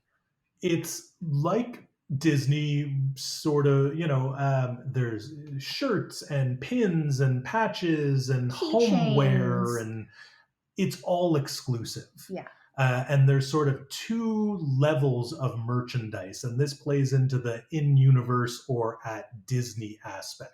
There's the main gift shop inside the Halcyon. It's called the Chandrilla Collection. It's actually pronounced Oh, Chandrila, which yes. I'm still trying to get used to because for years of just seeing Chandrila Starline, I assumed that's how it was pronounced. So I'm rewiring my brain. But Chandrila The Collection. Chandrila Collection. Everything, so that's inside the Halcyon, it's off the main atrium. Everything in the Chandrilla Collection is in universe. So I'm right now wearing a Chandrilla t shirt. It says Halcyon, it's in Arbesh, it's got a ship Mm-hmm. logo. It does not say Star Wars. Nothing that you get inside the ship will say Star Wars or Galactic Starcruiser. Those are the Earth names. Yeah. There's a secondary gift shop that only appears when you check out in that sort of waiting area outside when you're back on Waiting for your ground. luggage. And everything for sale in that shop says Star Wars Galactic Starcruiser. It doesn't say Chandrilla Starline. It doesn't say Halcyon. Again, all exclusive. You can't buy this stuff anywhere else. Yeah, there's But no, you can't just drive over to peek in the gift shop. Like, no. there, it's, yeah. In the Chandrila collection, apparel. It's very much like being on a cruise, like premium apparel, really expensive jewelry, and then some other like barware and other nice homewares. There's a lot of merchandise around the characters. So SK620, there's a few different models of SK620 that you can buy. Some of them you'll recognize, like we have one that is the Droid Factory style droid. There's also a Droid Depot style remote control droid that you can buy. There are models of the Halcyon, everything from a little tiny one to a huge, I think it's like a $200 light up model Yeah, of the it lights Halcyon. up. It comes with a display stand. It's a whole, There's kind of like everyday clothes, like a hoodie and t-shirts, that sort of thing. But then there is also what I'll call costume, more cinematic costume clothes. A cloak that's inspired by one that Padme wears in the original trilogy. There's also things inspired by the characters on board. So like the kids can get a mechanic's costume that looks like Sammy, or a captain's costume that looks like what Captain Keevan wears. And those are all very cool. All of the cinematic costumes, they actually went to the archives at Skywalker Ranch and looked at the original patterns and the original fabrics to make some of those costume pieces really accurate to the movies. Yeah. You can also buy things like, so I picked up a deck of sabacc cards. That are different than the ones on Batuu. Yeah, you can buy these on Batuu, but the set you get on Batuu is a little worn and roughed up. These ones are like, they're nicely foiled. The art is a little bit different on the inside. I actually think it's also a different game. So there's different. It's the same deck of cards, but it's a different set of rules. Yeah. This one is Corellian Spike. Yeah. And in Batuu, you pick up a set that's based around Coruscant Shift gameplay. Yeah. It comes with an instruction book that tells you a few different modes of how you play the game. One of my favorite things, and I love to tell this story about the gift shop. So we're talking about how immersive Starcruiser is, and it extends all the way to the gift shop. Not just the fact that the clothes are in universe and they're from the Halcyon collection, but there is secret merchandise that you can buy in the gift shop that ties into the story. If you know how to ask for it. If you know how to ask for it. I got this tip from watching some YouTubes and some Reddit discussions, but if you go to the gift shop, try and pick a time when it's a little bit empty or quiet. Totally empty and quiet. And start up a conversation with the crew members there and sort of make it clear that, you are not a fan of the First Order and you're concerned about their presence on the ship. Without saying resistance, because that draws unwanted attention. And ask about any ancient relics or ancient artifacts. And they'll take you in the center of the store. There's this display cabinet with the jewelry and the lightsaber and some other things. But there is a hidden latch that you need a special magnet to open. And so they'll, look around, check for stormtroopers, open this hidden latch and show you this pin. It looks like a Disney pin. It's got a Halcyon on it. but it has a secret little flap that you can flip over that exposes this bright orange resistance sigil. And then, you say light the fire, ignite the spark, you let it be clear that you're a resistance supporter, and then they'll let you buy it. But again, this is all hush hush. So we were having this conversation with the store clerk. And once we confirmed we wanted to buy this pin, he switches the conversation and he goes, "Oh, yes, this screwdriver. I'm very sorry to hear the door in your cabin was a little shaky. Let me get you a screwdriver. That'll fix that right up for you." Uh, and Just going to put this screwdriver right in this gift bag for you. Thanks so much for coming by the shop today. Yeah. And, so that level, that's what we mean when we say this is immersive. When you can go and buy your souvenirs, but it still ties into the story about whether or not you support the resistance and, how you define your allegiance. But and it's a Disney pin. Even in like the Sublight Lounge, everybody had their own backstory. Like one of our servers in Sublight Lounge, she was like, I'm a sabacc addict, and Yes. So I she can't play anymore, but I can teach people to play. her But story is everywhere, tragic. She's from Batuu and she got into debt being a sabacc gambler, and so she thought, I'm going to get out of debt. I'm going to take this job on a cruise, a star cruiser that's going to take me away from Batuu. And then isn't it just her unfortunate luck that the itinerary brings her right back? but the more you talk to people, the more you get these immersive Yeah. bits of interaction. She was great. I think her name was Fantastic. Kelly or Keely. Keely. If by chance she hears this, you were awesome. I hope you're listening, Keely.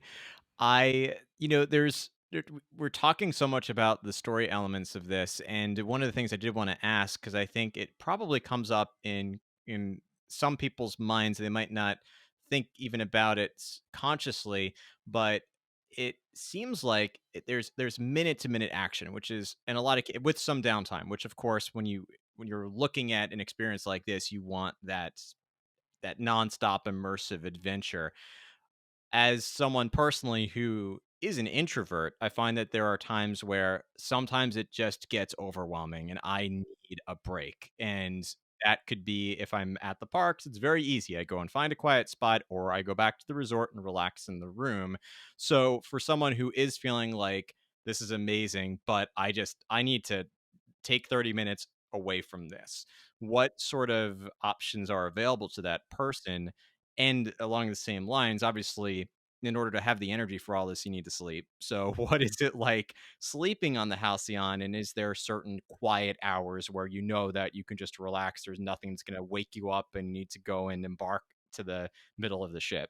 So, for your first question, the easiest place that you can go and have full control over how quiet you want it to be, how much stimulation there is, go to your cabin. Unless you're traveling with a ton of people and they're in there doing their own thing, but you can always go back to your cabin at The any point in cabins, time. It's you're 30 seconds from your yeah, cabin wherever you they're are. really close. They're all right there. There's no waiting for buses, and you just walk. But also, the atrium is always open and people will just sit around, hang out, have a cup of water, have a snack, whatever. You might get kind of not even caught up in, because in the atrium, unless you're a part of an actual mission that's happening, something might be happening off in the corner. But if you're okay to say, I'm like sitting here and watching the world go by, that's a pretty nice quiet spot. Sublight Lounge also can be a really nice quiet spot, especially in the like afternoon time. You can just go sit in there. You can have a drink if you want. You don't have to have a drink. We ordered iced coffees one afternoon, just kind of sat in there. No one else was in there. It's very chill. It's not like Oga's. It's not a party bar. It's like not sleepy, but it's just It's very atmospheric. relaxing. You can Um, also go to the climate oh, the simulator, climate which is a simulator. very zen space. So the climate simulator, is accurately representing what it's like on Batuu, aka Central Florida. Um, and it's quite lovely. It's very lush. They've There's got like a these living living, wall. yeah, And there's a rock garden. it feels very zen, like a meditation sort of spot. Yeah. So there's definitely space to unplug and collect yourself. Also, at certain times of the day, there's no activities happening in the bridge, and you can just walk in there, and it is very relaxing in there. That's true. Um, big, Calm lighting. huge windows looking out at whatever planet you're orbiting. There's actually some seating in there that I think is for mobility access when you're actually doing missions in there. But you could just sit back, relax, and watch the stars go by. It's pretty nice. An important point about this experience for people who are introverted, so you do need to talk to people. You'll have a richer, fuller time on Star Cruiser if you get out of your comfort Mhm. zone, go approach the characters, throw yourself into it. That being said, you'll still get missions. A lot of the communication happens via the data pad, so you don't have to be face to face and you don't Mhm. have to be thinking of a spontaneous answer. And you can choose how many of those messages that you answer. We answered every single one of ours, but I've read online lots of people deciding to only answer messages from, say, Sammy. Yeah. So it's very choose your own adventure. I also suspect, again, I don't know the technology that powers this, but I suspect that to a certain degree, it's not so much which characters you interact with that you talk to. I think your physical proximity to the characters has an impact on your story path. Mhm. We ended up on a lot of missions with Wraith Cole, that's Gaia's manager. We spoke to him a little bit on like the very first day, but not a ton. But I did notice that I often found myself standing near him in crowds, Mhm. but like not interacting, just like he was there and I, kind of gave him a nod and whatever. And I do suspect that there's some sort of RFID or NFC or Mhm. some near field technology between your Magic Band and the data pad Mhm. that factors into Yeah. your story progress. Now your room is very relaxing. If you're whether it's at nighttime or if you just need like a break in the middle of the day. So first of all, there's a viewport in your room where you can see out into space, and all the viewports on Halcyon are linked because you're all in space together. So if you're going into hyperspace, you're going to see that wherever you are on the ship. If you're in an asteroid field or orbiting a planet, you see that too. I actually, you can close the viewport so it's really dark in your room at night. I left it on all night long because I liked just waking up It's in the middle of the peaceful. night and seeing the stars floating by. It was really, really Yeah. nice. Um, the cabins, more like a cruise ship. They're small, they're compact, they're efficient uses of space. It's not a like wide sweeping like two-bedroom suite at the Riviera or something like that. But they're very comfortable. The linens are nice. They're the best bathrobes I've ever had. I wish they sold those in the gift shop. They were even better than the ones on Disney Mm. Cruise Line. There are all of the normal H2O products in the bathroom, in addition to and additionally the ones that we talked about before, which is like a luxury bubbling yuzu champagne face mask. So like at night I just like get in my robe and do my face mask and feel all like cozy and fancy.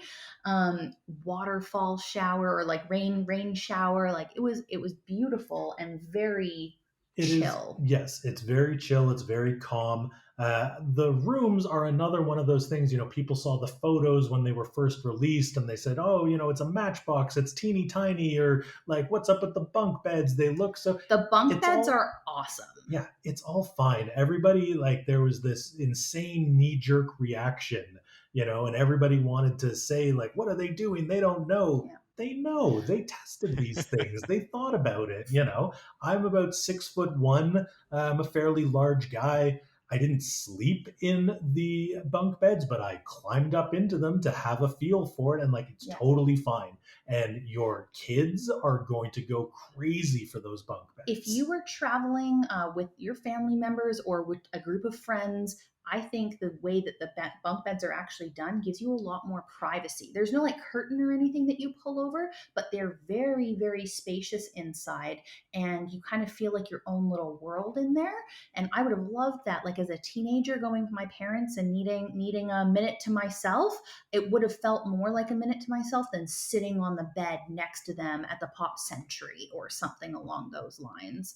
Um, the rooms are very quiet. We didn't hear any noise outside. Your door actually slides instead of a normal open and shut door, which is very cool. We spoke to some of the Imagineers and architects on this project, and apparently, one of the hallmarks of Star Wars design language is that doors are not mounted on hinges. They Mm-hmm. don't swing outwards. All doors in the Star Wars universe, either from the ceiling or from the left or right side, but they slide into place. Yeah, that was That's so Greg true. Ashton that we talked to about that. Yeah.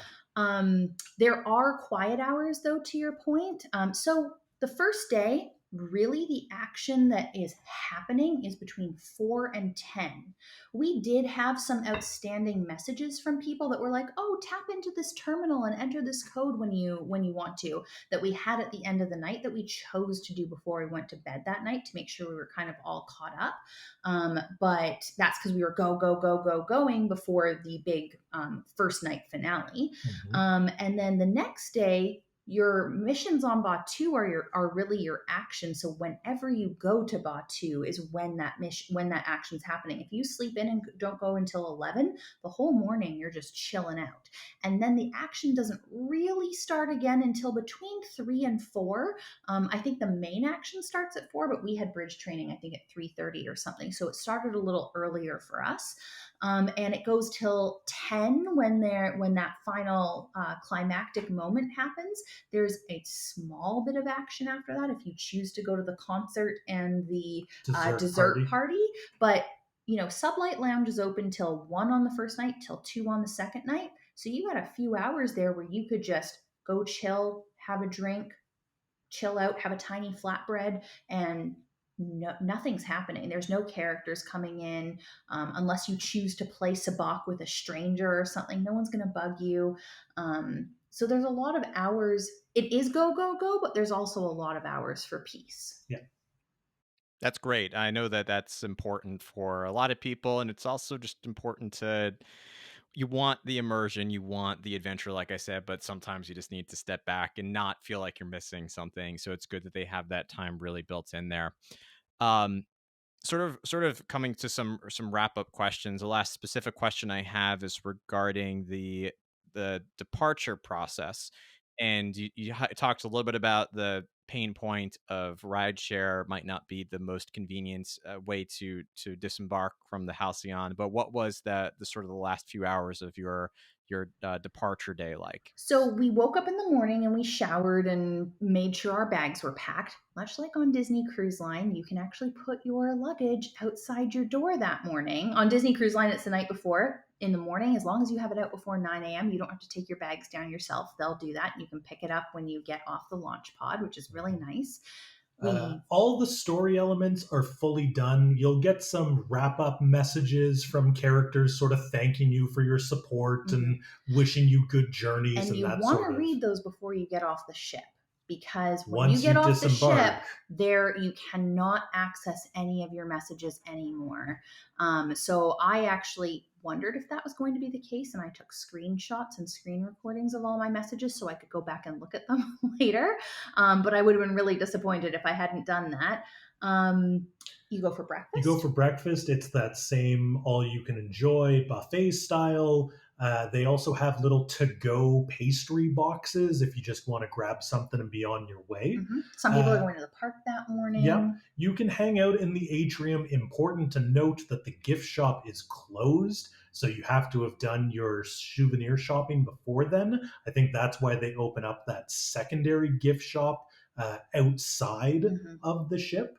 And it's at your own pace, but they are Very similar to politely Disney Cruise Line. They're like, okay, they you are need to go politely now. pushing you towards the door.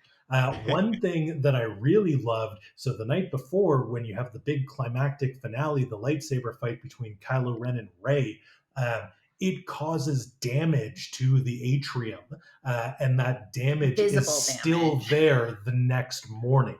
There's a big light fixture in the ceiling that sort of comes partway down, and what was once this beautiful, pristine atrium when you boarded 2 days ago has shown the signs of the story that you've lived through as you're making your exit. Wow. Then you get on the launch pod and you go down. It's a kind of the reverse thing. You detach from the Halcyon, you go through a little bit of a jump, and you arrive back in Florida. You walk out that concrete hallway, and then you pick up your bags. You either get your valet car, or you can ask them to call you a taxi, which for us, again, they offered to comp us on. You might have a bit of a wait though. So for anyone who doesn't want to wait, most people are trying to maximize their time on the ship. There's no story elements, there's no missions that last morning, but you've paid a lot to be there. I was like, I'm going to get my money's worth and stay around for as long as possible. So it was maybe like 9:15. You have to be off by 10. That we got on the launch pod and we went down. So there was a bit of a wait to get like a 30 or 40-minute wait for a taxi because again, they can only let a certain amount of cars in at a time. But that's it. Then you're back in Florida, man. You need a bit of time to decompress. So we were extending our vacation. We were transferring to another Disney resort. We had a few more days on property before flying home, and like we needed time to process. We had so many thoughts. We kept talking over each other. Remember when this happened, or what did you think about that? But then you also needed like some reflection and some processing and a little bit of decompression Yeah. because it's such an all-encompassing experience. So I would probably, if I were in your shoes, be doing the same thing. I Mhm. would probably front end or back end or both, Yeah. sort of bookend my trip with Yeah, a Walt Disney World stay. And I think that's also just because selfishly taking a plane ride there and a plane ride Yeah. back, I would like to yes, maximize exactly. my time there. Is there any advice you would offer for someone who's considering this, especially I'll Mhm. say for those who know this might be a trip that replaces another trip Mhm. because there is a pretty significant expense, let's be Yes. honest, that Yeah. comes with this 2 night Yeah. adventure. So, what advice would you offer for someone like who is this best fit for? Is Mhm. there anyone who it might not So be worth it for them? So if it is worth it for you, you're a big Star Wars fan and you're going, but it is replacing a Disney trip. If I would not, and you're flying in, if you're driving in and you have more control or you live in the area, it's fine. But if you're flying in, I really think you need to fly in the day before. There's so much that can happen with airlines, especially these days, traffic coming in from the airport, any number of things. You do not want to miss your time on the Halcyon. You don't want to get delayed by a snowstorm and not arrive till 6 or 7 the first night. So I would recommend really getting in the day before, even if you stay off site at a more affordable hotel or something, get a value resort on property so that you can be really fresh in the morning, get in your costume, and totally enjoy your day. Flying home, totally fine. Get a flight at noon or later so that you can take your time in the morning and leave. If you don't, I don't think that you have to be a huge Star Wars fan in the sense that you know all the yeah, different you armor of don't. the stormtroopers if it's like High Republic era or like Rey's era or whatever. You don't need to know all that. You should have seen some Star Wars. You should know that there's a light side and a dark side. You should know who Chewbacca is. Like those kinds of basic things. Um, if you don't like any of that, I don't know why you would want to go on this unless you're supporting family members who really love it. I think there's enough to enjoy, especially in that scenario where you're traveling as a family and, Mm-hmm. maybe one spouse or the kids or whoever, they love Star Wars, but somebody else in the party is only lukewarm on it. The story, it's pretty easy to identify the good guys from the Yeah. bad guys. It's a heist, there's an adventure. Like, Yeah. there's still fun to be had and enjoyment in seeing the others in your party really get into it. And if you are the person who's going to get in, even though you're not a Star Wars person, but you want to play with your kids, play with your spouse, really get into it. Maybe you like role playing games, maybe you like LARPing. I think you'd still have a really good time. I think someone who's not a good candidate for this would be someone like my mom. She hates Star Wars. She's very introverted. She's a very social person, but she's very introverted about like role playing kind of stuff. And I think she would just end up sitting by herself having a drink in the sublight lounge, not playing and not really interacting the whole time, and missing us because we would be off having an adventure. In those kinds of cases, I say bring mom along, but like send her to a different hotel and like go to the spa for a couple days or something. Check her into the Grand Floridian, to go to the spa and do whatever while you go to Starcruiser. That sounds nice. Especially if it's a longer family trip, you're there for a week, 2 days. Somebody in the family goes off and does their own thing 2 other days, or while you're doing that, and then the rest of the time you could be together as a family. That would probably work really well. You mentioned the price, and obviously the price is a big consideration. A lot of people balked at the sticker price when they first saw it. Is it worth it? I think it is. I don't know how Disney could offer this experience at a lower price point, and I think that if they didn't offer it to this level, it wouldn't be worth doing. No. Obviously everyone's financial position is different, and how much you dedicate to vacation spending, and those are all personal factors. I do think in terms of value for dollars, I am glad to have spent the money to have had this experience. I think a lot of people see it and they're like, oh, it's a hotel room and you get some meals and your 1 day of park admission. All true. But I don't think those people are considering that you have a dozen actors who are interacting with you for 8+ hours a day. Mm-hmm. Stage managers, lighting directors, all that kind of stuff behind the scenes that you're not seeing. Many, many, many chefs, all of those kinds of things that happen, and the people who are running the data pad stuff, it's all secret and behind the scenes so that you're not thinking about it, so you have a seamless experience. But I can really understand why it costs what it costs, and I agree with Danny. I think it is definitely worth it. I think that families with small children, I know you have a little one of your own, I've been asked this question a lot. What age is the right age to bring your kids to Starcruiser rather than leaving them at home with grandma so you can go have an adult weekend? I think it's fine. Leave them at home with grandma, have an adult weekend. Cool. But I think that your kids need to be old enough to have seen Star Wars to be tangentially familiar.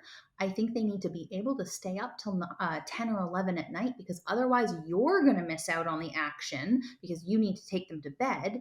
And I think that they need to be able to not be too shy. They need to play confidently with strangers, essentially, whether it's other kids doing Lothcat crew stuff, whether it's your family and another family that you've never met before end up on a same mission together and you have to help each other out in the engineering room. If they're not settled and confident enough to do that kind of thing, they're just going to be cowering in a corner, afraid and shy and not knowing what's going on. So that's a different age for every kid. It could be 4, it could be 7, it could be 14. Like, who knows? But yes, exactly. That's the requirements, I think. I agree with Steph's assessment. We did see all ages on our cruise. We saw there was this adorable elderly retired couple in matching X-Wing flight suits. Yeah. They were having a great time. We saw families with babes in arms, toddlers, 7, 8, 9, 10-year-olds. There was one kid who was probably about 5, and he was dressed as Chewbacca. So when the stormtroopers were looking for Chewbacca, he was just like trolling them and being like, "It's me, I'm the Wookiee," and it was so funny. He was having the best time. Kid, really, it's hard to pin a number to the age, but I think Steph's advice makes a lot of sense. It's also hard to pin if it's going to be worth it for you or not. I think for a lot of people, they go to Disney World or Disneyland all the time. And then I think the question in the past has become, do I try something different and try a Disney cruise? Yes, I think you should try a Disney cruise. It's awesome. But if your annual Disney vacation, you've done the same thing for a lot of years, you want to try something different, I think that this can fall into that category too. Like, let's do something totally different. Where I think this, I haven't seen anybody else talk about it, but one of the reasons that I love Disney so much actually is from my childhood. My dad worked a ton to provide for my family. He like left before I got up in the morning. He came home at dinner and then went back to work. And I appreciate that so much. I learned so much work ethic from him. But it was not until our annual or every 2 year trip to Disney for a few days that there was no smartphones in the 90s. Like he'd put everything away and he'd pay nonstop attention to me for 5 days while we were at Disneyland, and we would talk and play and eat candy for breakfast, and he'd ask about my favorite color and my favorite movie and stuff.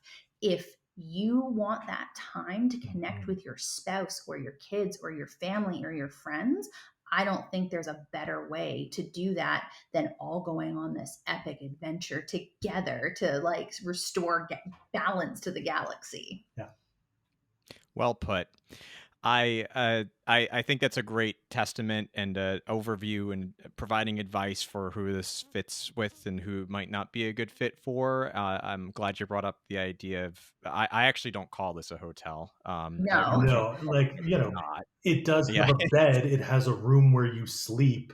It's a disservice to call this a Star Wars hotel because it's so much more than that. Yeah. it's like calling Disneyland a carnival. Exactly. Yes. It's not quite the same thing.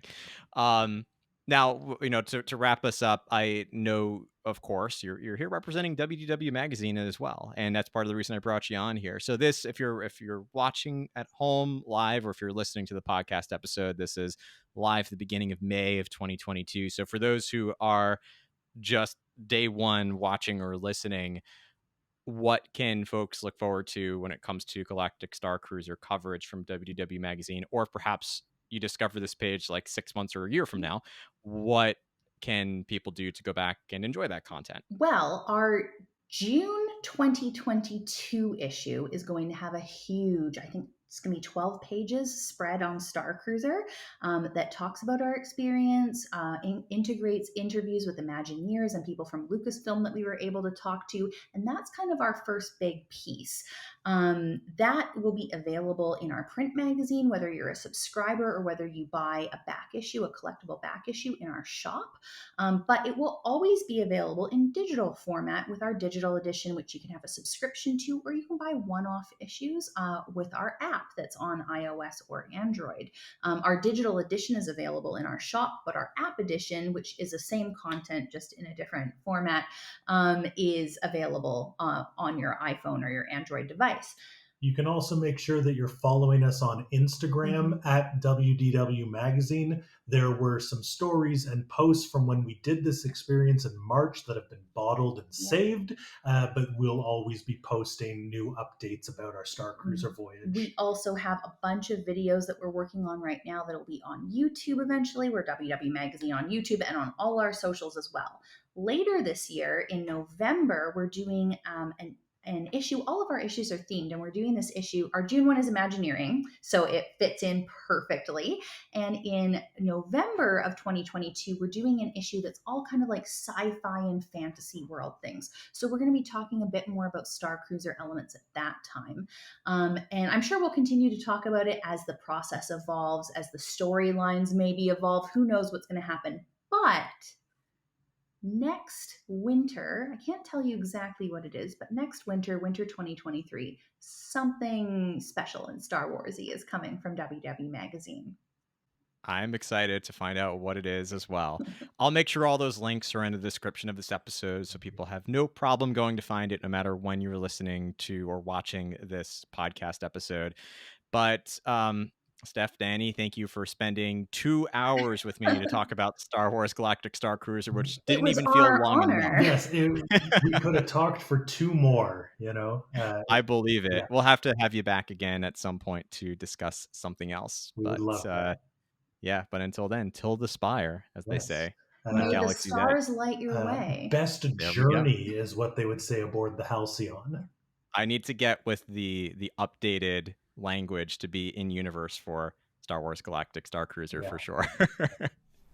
That's it for this Imagineer podcast episode. Thank you so much for watching, and a very special thanks to Steph and Danny Schuster from WDW Magazine. Definitely check out the links to their articles, to subscribe to WDW Magazine, to their social media channels. I've got all that for you in the description of this YouTube video. I also encourage you to subscribe not just to our YouTube channel, make sure you subscribe there, but also to our podcast. You can find Imagineer Podcast on your favorite social media channels. You can also find Imagineer Podcast on your favorite podcast apps, and you can get links to all of that at imagineerpodcast.com. Of course, I want to turn this conversation over to you and hear what your thoughts are about Star Wars Galactic Starcruiser. If you have experienced this 2-night immersive adventure, please leave your thoughts, your reviews in the comments of this YouTube video. If you haven't yet had the chance to, like me, step aboard the Halcyon, of course, feel free to leave your comments from this video, any follow-up questions you might have, and if this is something that you might be considering for your next Walt Disney World vacation.